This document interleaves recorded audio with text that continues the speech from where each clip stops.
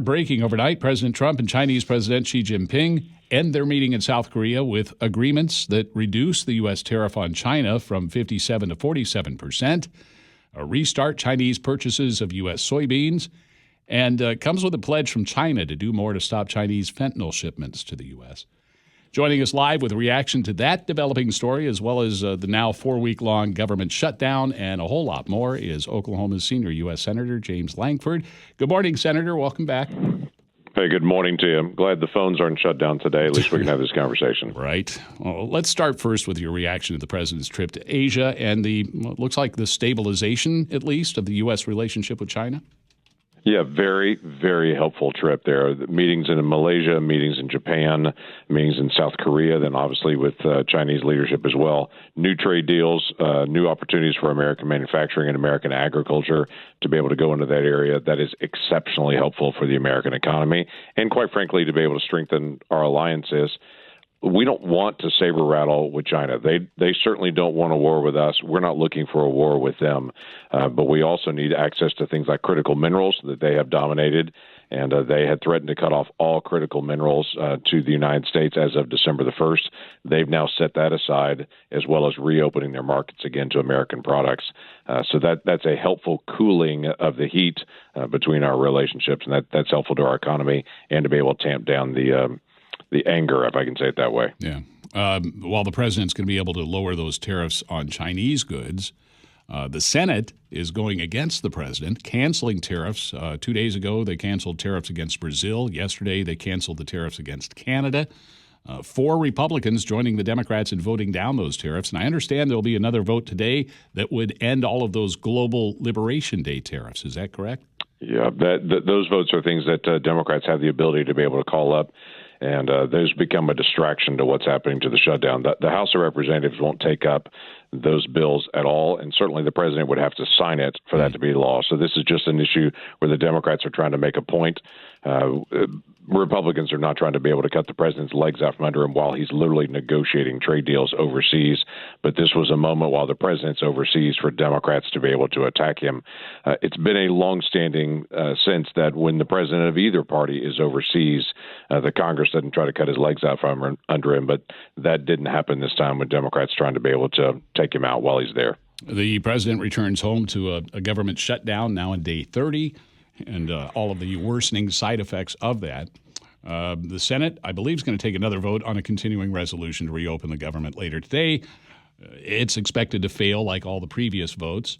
After that, senators are headed for the airport. That looks horrible.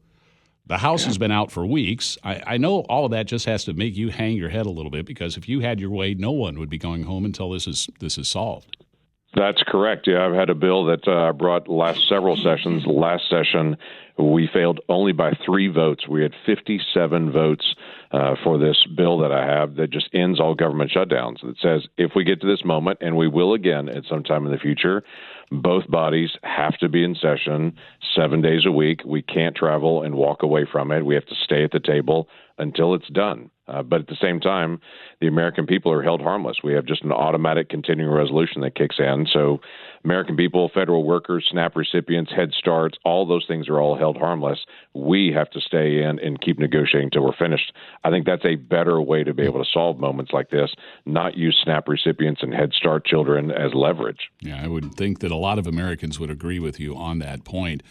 In the meantime, you are co-sponsored now of a bill to keep SNAP funded and another bill that would ensure that TSA workers and air traffic controllers got their paychecks. What do you think are the chances of that passing? Yeah, almost zero at this point.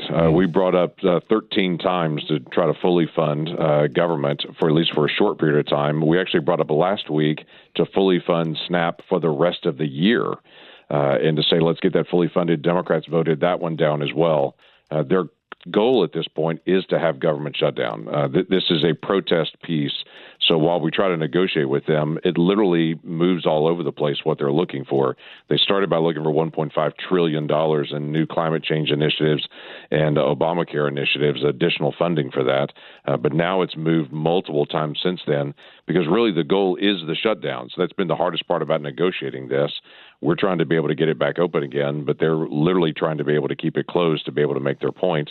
We understand even the federal government unions, the American Federation of Government Employees, they came out this week early and said, hey, Democrats, you've made your point. Now let's open the government up because this is really hurting families and individuals. We really thought that that would move them when the employees union came out to be able to say that, but that hasn't moved them yet either. I mean, Democrat John Fetterman is all for passing a clean continuing resolution. I thought that might have been a crack, but that was 2 weeks ago at this point. It was actually, yeah. So we've one independent and two Democrats that had voted with Republicans from the very beginning at this point, but that's been it. We need 60 votes to be able to do anything in the Senate. We have 55 right now that have consistently voted to reopen the government. But the rest of the Democrats have all said no. They want to be able to keep it closed. We're hopeful that at some point they'll obviously reopen this.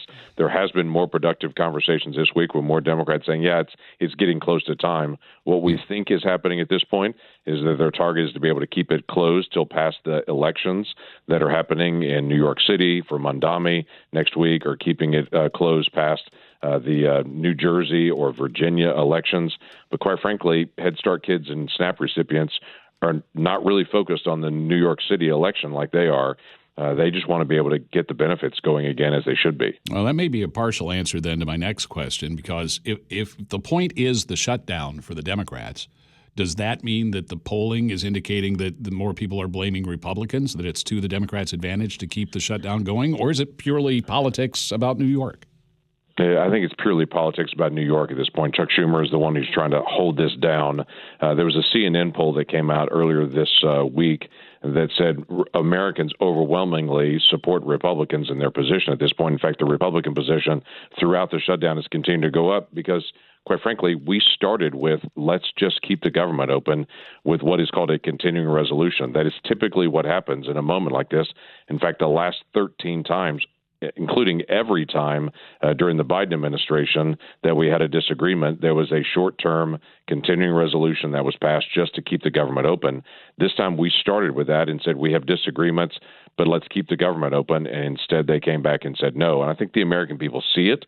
They see where things are going at this point, and they're just frustrated to say, just open it up, keep debating. We know there are differences of opinion. There's no doubt we have differences of opinion about things, but why would we not pay federal workers while we're arguing about something? In the meantime, Congress is getting paid during this. What are you doing with your paycheck? I have actually gone to dispersing here and have asked them to hold my paycheck and not actually issue it until the shutdown is over. I think I don't know every single member of our delegation, but I believe every one of them has done that to say, hey, I understand constitutionally members of Congress are still paid in the process, but we don't have to actually receive our paycheck. They're holding it. So it's not deposited for me. It's all being held. Quite frankly, I stand with our federal workers to say, let's get this back open again. No, that includes your staff, right? They're not being paid. It does. That's correct. That's all of my staff as well, and it's also the Democrat members, all of their staff as well. So you think it possibly could at least go all the way through next week, maybe until a week from Tuesday, Wednesday? I do, because at this point, literally, as I talked to some of my Democrat colleagues yesterday, they had said, hey, they're forming a proposal, a counter proposal, how to be able to shut the government down and what they're looking for now. But Chuck Schumer is holding it, and he's holding it through the weekend. And the only sense that we can make of that is that they're trying to get past the elections on Tuesday in New York City. What else is going on? I mean, is there anything being done meanwhile while the Senate's there? I guess there's not much you can do with the House out. Right. Is there any business that's getting done?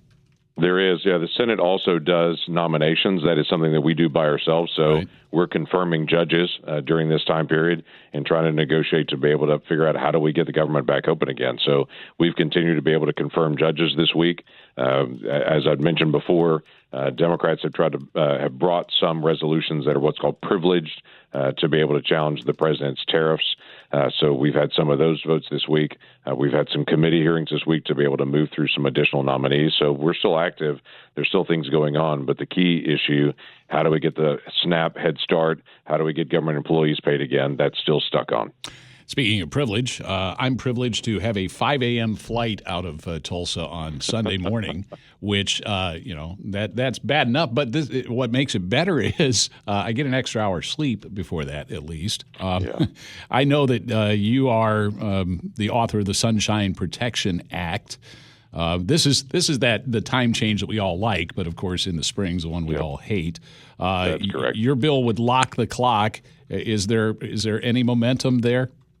There is actually growing momentum. This is not a partisan issue. This is just an opinion issue of folks across the country. We actually brought it to the floor again. It got blocked again this time, but both Republicans and Democrats actually brought it to the floor to be able to bring it back up. We're going to continue working on it until we get it done. If you're a mom or if you're in agriculture or so many different groups, they deeply hate the time change because kids don't change in time like that. They're waking up at the same time, and so it is a new challenge. When you get to that point. This is still a relic left over from World War I when we had time change because we were running short of lamp oil. I think we're doing okay on lamp oil at this point. And so we need to find a way to say, let's catch up with the times. What we're trying to do is say, let each state choose.